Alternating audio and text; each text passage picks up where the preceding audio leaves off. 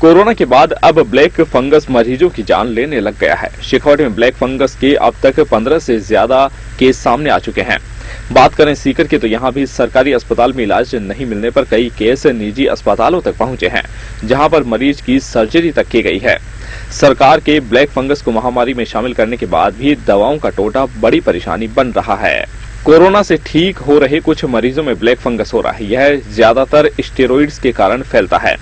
नाक कान गला रोग विशेषज्ञ डॉक्टर कैलाश पचार ने बताया कि कोरोना के मरीजों के उपचार के लिए स्टेरॉइड का इस्तेमाल किया जाता है। कोरोना से ठीक हुए लोगों की इम्यूनिटी इन स्टेरॉइड से कम हो जाती है और उनका ब्लड प्रेशर भी बढ़ा हुआ होता है। डायबिटीज से पीड़ित और स्टेरॉइड ज्यादा लेने वाले मरीजों में ब्लैक फंगस का ज्यादा खतरा है। इससे बचने के लिए अपनी शुगर को नियंत्रित रखना होगा। डॉक्टर कैलाश पचार ने बताया कि इस बीमारी में मुख्य रूप से नाक में दर्द, जबड़े में दर्द, आंखों का लाल होना, गालों पर सूजन आना, नाक से पानी या खून का अंदर या बाहर गिरना है। उन्होंने बताया कि शुरुआती स्टेज में इस बीमारी का इलाज संभव है, नहीं तो बाद में मरीज के जिस अंग में ब्लैक फंगस फैला है उसे बाहर निकालना ही पड़ता है। जो ब्लैक फंगस है ये क्या है, मतलब इसका? ब्लैक फंगस एक म्यूकर फंगस है जिसको म्यूकर माइकोसिस बोलते हैं। ये रूटीनली पेशेंटों के फ्लोरा में, नाक में, गले में रहता है। लेकिन अभी क्या हुआ इस कोरोना काल में, जैसे ही कोरोना की वजह से इम्यूनिटी कम हुई और इसमें कोरोना से बचाने के लिए स्टेरॉइड दिया जाता है, उससे इम्यूनिटी और थोड़ी कम हो जाती है और शुगर बढ़ जाती है। तो इम्यूनिटी कम होना और शुगर बढ़ना इस म्यूकर के लिए बहुत बढ़िया फील्ड हो जाता है कि ये बॉडी में इन्वेड कर जाए। और ये बॉडी में क्या नाक के थ्रू इन्वेड करता है, तो नाक के थ्रू साइनस में और फिर आंख के थ्रू दिमाग में चला जाता है। तो वैसे जितने भी लोगों को कोरोना के साथ म्यूकर होता है, तो जितने भी लिटरेचर है वो बोलते हैं कि 50% मोर्टिलिटी है। इसलिए ये बहुत ही ज़्यादा खतरनाक बीमारी है। इसलिए अपने को एक तो जितने भी कोरोना से पीड़ित पेशेंट है उनको अपना डायबिटीज मतलब शुगर का लेवल बिल्कुल कंट्रोल रखना है। दवाइयाँ चलती हॉस्पिटल में चलें या अपने घर पे ले रहे हैं, जैसे भी सुविधा के अनुसार, लेकिन शुगर बिल्कुल कंट्रोल रखें। अपने ग्लूकोमीटर से शुगर चेक करते रहे, उसके अनुसार अपने फिजिशियन से कांटेक्ट करके बॉडी में शुगर का लेवल प्रॉपर रखें। अब जो इम्यूनिटी कम हुई है वो तो टाइम के अनुसार वापस बढ़ेगी, लेकिन अपन शुगर को कंट्रोल रख सकते हैं, जिससे ये म्यूकर अपने नाक के थ्रू आंख में और दिमाग में अंदर ना पेनिट्रेट कर पाए। दूसरा, इसका इलाज क्या है? इसके लिए अपन क्या करते हैं कि अपने को फिक्स सिम्टम है, पेशेंट कैसे प्रेजेंट करता है कि एक साइड के फेस पे उसको सूजन आ जाती है, फेस पे सूनपन लगने लगता है, दर्द होने लगता है, कहीं को बुखार आती है, कम दिखाई देता है। ऐसे कोई भी सिम्टम पेशेंट प्रेजेंट करें तो फटाफट कान नाक गले के डॉक्टर को दिखाएं और उसका आगे एमआरआई से अपन इन्वेस्टिगेट करके प्राइमरी लेवल पर इलाज कर लें, तो पेशेंट पे जान पे जोखिम नहीं आती है। अब ये सभी सिम्टम यदि पेशेंट देखता है तो हमें फटाफट एमआरआई करके अपन पेशेंट के जितना पार्ट खराब हो गया उसको फटाफट ऑपरेशन करके डिब्राइड कर देते हैं। डिब्राइडमेंट का मतलब गले हुए पार्ट को बॉडी से निकाल देते हैं। और फिर एम्फोट्रेसिन बी नाम का इंजेक्शन है जो अभी बहुत ही अवेलेबिलिटी में नहीं है। ये पेशेंटों के लिए बहुत बड़ी तकलीफ की बात है, लेकिन गवर्नमेंट बोल रही है कि उसको जल्दी अवेलेबल करवा दिया जाएगा। तो गले हुए पार्ट को निकाल के उसमें एम्फोट्रेसिन के इंजेक्शन देते हैं तो पेशेंट की जान बचाई जा सकती है।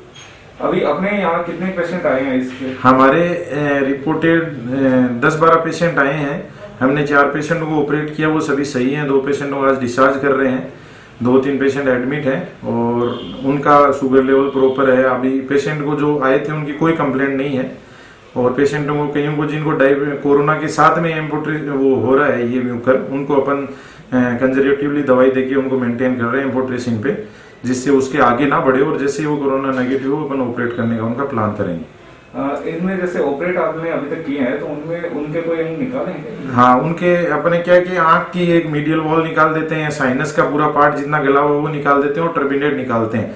और अपन ये प्राइमरी यदि ये निकाल दें तो फिर आंख निकालने की ऐसी नौबत नहीं आती है। इसलिए अपने को अवेयर रहना है कि सिम्टम होते ही डॉक्टर के पास जाएं तो अपने को आंख निकालना, जबड़ा निकालने की बड़ी सर्जरी करने की जरूरत नहीं होती है और ये दूरबीन से ऑपरेशन हो जाता है, पेशेंट को कम से कम तकलीफ होती है। कासली गांव की एक महिला के भी ब्लैक फंगस हो गया था, जिसका उपचार मनु ENT हॉस्पिटल में किया गया। मरीज के परिजनों ने बताया कि वे जयपुर तक जाकर के आ गए। उसके बाद यहां पर उनका समय रहते ऑपरेशन किया गया, जिसके बाद अब मरीज स्वस्थ है। क्या वो 27 अप्रैल को कोविड हुआ था, तो उसके बाद कोविड ठीक होने के बाद है ना 2-3 दिन यहाँ सर में भयंकर पेन हुआ था। उस वजह से हमने पहले डॉक्टर साहब को दिखाया, इन्होंने 3-4 दिन के लिए एंटी फंगल टेबलेट वगैरह दी और उसके बाद थोड़ा आराम मिला 50-60% टेबलेट से।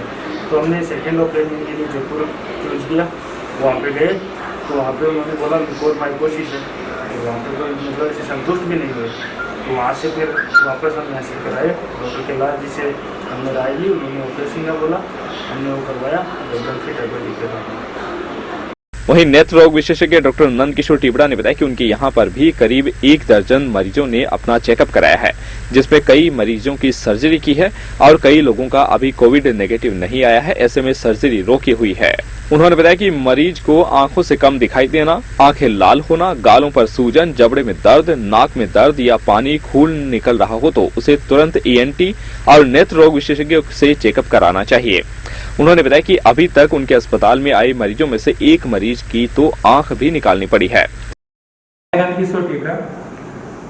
टिबड़ा आई हॉस्पिटल सीकर से सब क्षेत्रवासियों को नमस्कार करता हूँ।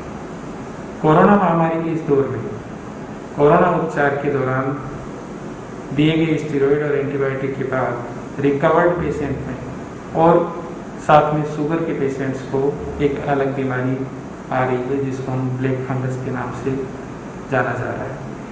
इस ब्लैक फंगस के अंदर खास करके जिन लोगों की इम्यूनिटी कमज़ोर होती है, चाहे वो डायबिटिक हो, चाहे कोरोना बीमारी के दौरान स्टेरॉइड देने के बाद इम्यूनिटी कमज़ोर होती है, इस कमज़ोर इम्यूनिटी के लोगों के अंदर एक फंगस जिसको हम लोग म्यूकोरमाइकोसिस बोलते हैं, जो कि एयरबोर्न होता है, ये नाक के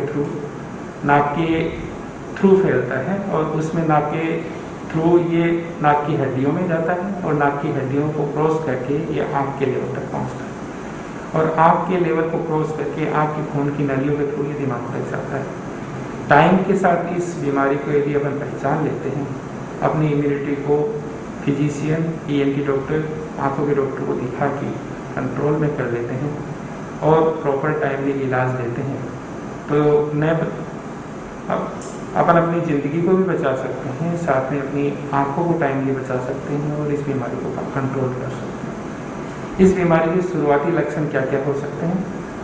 जो कोरोना मरीज या डायबिटिक पेशेंट या जो स्टेरॉइड्स पे चल रहे हैं, उन लोगों के नाक के अंदर हल्का सांस लेने में दिक्कत आती है, हल्का डिस्चार्ज या खून आ सकता है। इस स्टेज को अपन इग्नोर करते हैं तो अगली स्टेज दोनों साइड में, नाक के साइड में चिक एरिया में या आँख के नीचे के हिस्से में स्वेलिंग आना शुरू होता है और चबाने पे और जबड़े के मूवमेंट के साथ दर्द होना शुरू होता है। इस स्टेज को भी क्रॉस करते हैं तो आँख के चारों तरफ स्वेलिंग आना शुरू हो जाता है और आँख में दर्द शुरू हो जाता है, आँखों के मूवमेंट के साथ दर्द बढ़ जाता है।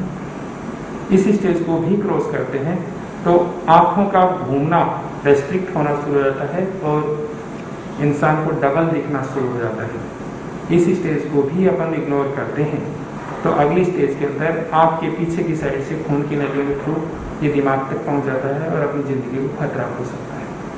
टाइम पे अर्ली स्टेज में यदि आप फिजिशियन के पास और ENT और आँखों के डॉक्टर के पास टाइमली जांच करा के प्रॉपर इलाज लेते हैं तो आपके प्रॉपर ऑर्गन भी बच सकते हैं और आपकी जान को खतरा होने से भी रोका जा सकता है। आँखों का जो मैंने अभी लक्षण बताए कि आँखों के चारों तरफ स्वेलिंग आना शुरू हो जाता है, तो अगली स्टेज में आँखों के मूवमेंट रेस्ट्रिक्ट होने शुरू हो जाते हैं, डबल दिखना शुरू हो जाता है और फाइनली आँखों की खून की सप्लाई बंद होकर प्रॉपर विजन लॉस होता है। इस तरह की घटनाएं नहीं हो उसके लिए टाइम पे इलाज लेना जरूरी है। यदि इसके बावजूद आपकी आँख के चारों तरफ फंगस फैल गया है तो उस कंडीशन में आँख का पूरा एरिया, जिसमें आँख का गोलक, आँख का मांस, आँख के पीछे का फैट पूरा निकालना होता है। अदरवाइज ये फंगस आँख की खून की नलियों के थ्रू दिमाग तक पहुँच सकता है। तो हमारे पास इस तरह के काफ़ी केसेस आ रहे हैं जिसके अंदर एक पेशेंट का आँख निकालना भी पड़ा है और दूसरे आँख की प्रॉपर टाइम पे इलाज लेने से उसकी आँख भी बच गई है। और ऐसा ही दूसरा केस है जिसने ध्यान नहीं दिया, उसकी वजह से उसकी आँख के पीछे की खून की सप्लाई बंद होने से उसके आँख कंप्लीट खत्म भी हो गई। थोड़ा ध्यान रखें, जागरूक रहें। हमारे पास अभी तक 12 से 15 केस OPD बेसिस पे आए हैं, जिसमें से 2 पेशेंट जिनका एक आँख निकालना पड़ा और दूसरे पेशेंट का जिसकी आँख की खून की सप्लाई बंद होने से आँख चली गई ऐसे केसेस में हमने सर्जरी की है। 2 पेशेंट जो अभी कोरोना पॉजिटिव हैं, जिनका RT-PCR नेगेटिव नहीं आया है, उनको सर्जरी की ज़रूरत है। उनका RT-PCR नेगेटिव आने का और इंसुलिन शुरू करवाने के लिए फिजिशियन का हमने भेजा हुआ है। एक बार शुगर कंट्रोल होना और RT-PCR नेगेटिव आने के साथ उनकी सर्जरी की जाएगी। उसके अलावा करीब 8 से 9 पेशेंट ऐसे हैं जिनका अर्ली स्टेज में वो आ गए और उसके लिए हमने उनका सिस्टेमिक एंटीबायोटिक शुरू करवाई है। ओसाकोनाजोल और एम्फोटेरिसिन B उनको एडवाइस की गई है। एम्फोटेरिसिन B अभी मार्केट में अवेलेबल नहीं है, उनको गवर्नमेंट सेंटर के लिए रेफर किया गया है। सीकर जिले में ब्लैक फंगस को लेकर के जिला कलेक्टर अविचल चतुर्वेदी ने भी बताया। तो लेके भी हमने निजी चिकित्सालयों से चर्चा की है। जो प्रोटोकॉल राज्य सरकार के द्वारा जारी किया गया है उसकी पूर्णतः पालना सुनिश्चित करें। ह्यूमिडिफायर बॉटल की हाइजीन को लेके और अन्य जितने भी प्रिकॉशंस इसको लेके लिए जाने हैं, जो इसके सिम्टम्स हैं उनको ज़्यादा बारीकी से देखना, जल्दी पकड़ने की प्रयास करें इससे पहले कि वो ज़्यादा फैले। तो इस बारे में भी हमने सभी से चर्चा की और लोगों ने भी अपने सुझाव दिए हैं और इस बारे में संकल्प लिया है कि इसको ज़्यादा फैलने नहीं देंगे अपने पेशेंट्स में। जैसे डॉक्टर्स ने बताया कि उसके अनुसार यह बीमारी कोरोना से भी ज्यादा घातक है। इसमें खासतौर से शुगर के मरीजों को बहुत ज्यादा ध्यान रखने की जरूरत है। उन्हें जरा से भी लक्षण पता चले तो तुरंत ही ENT और आई स्पेशलिस्ट से संपर्क कर अपनी पूरी जांच करवाकर उपचार लेना चाहिए, नहीं तो उसके खराब हुए अंग को भी बाहर निकालना पड़ सकता है।